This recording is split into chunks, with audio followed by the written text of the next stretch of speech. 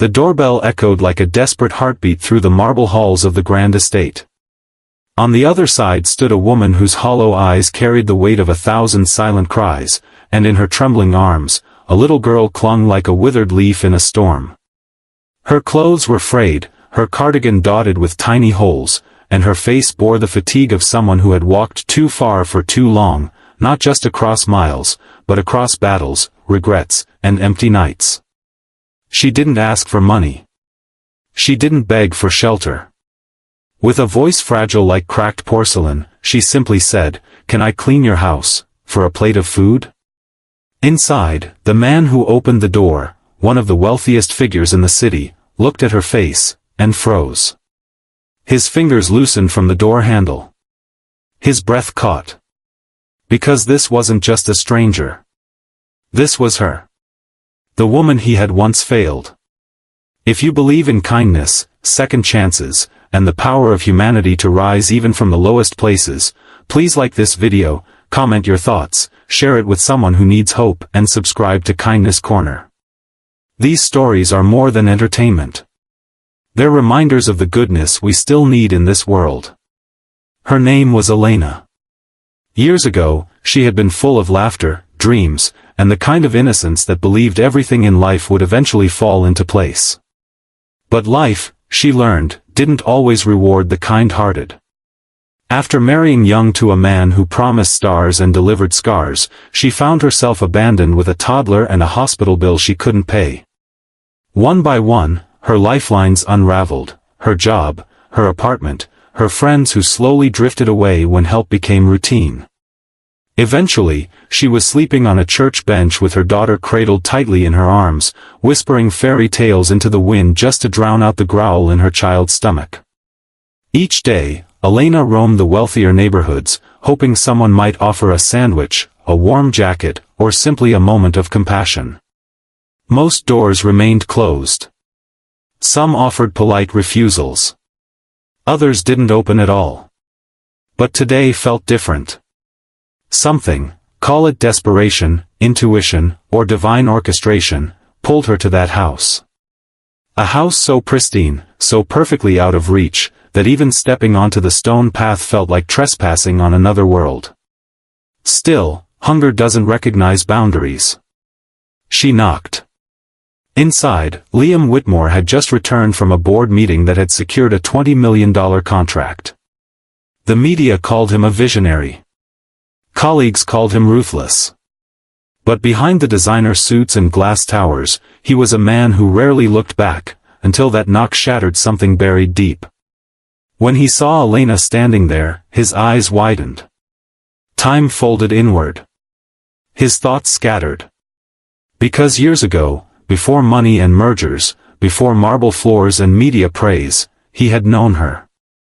She was the girl who once stood in line behind him at a college food drive, quietly paying for her instant noodles while counting every dime. She was the girl who had smiled at him on rainy afternoons in the library, when they were both broke but alive with purpose. They were never close, but she had always left a mark, her gentleness, her dignity, her way of making even silence feel warm. And one night, he had seen her being screamed at by her boyfriend outside a diner. He could have intervened. He should have.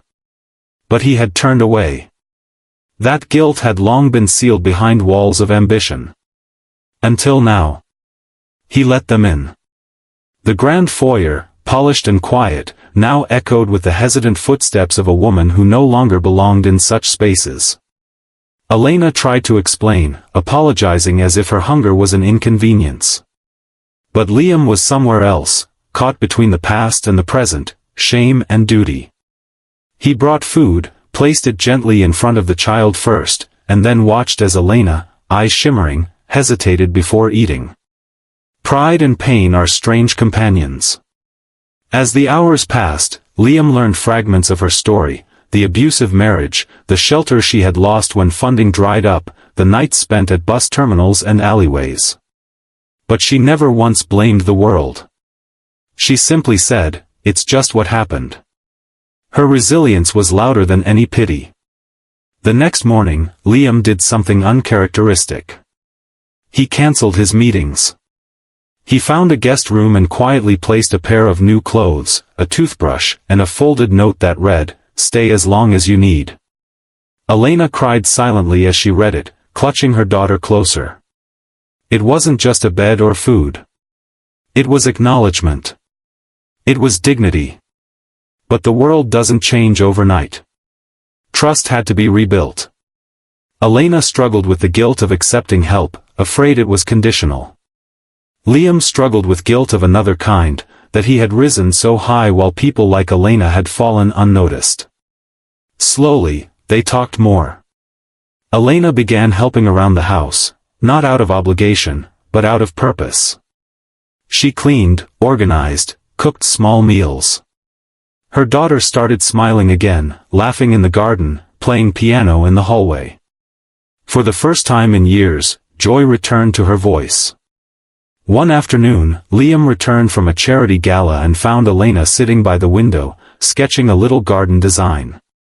She once studied architecture before her world collapsed.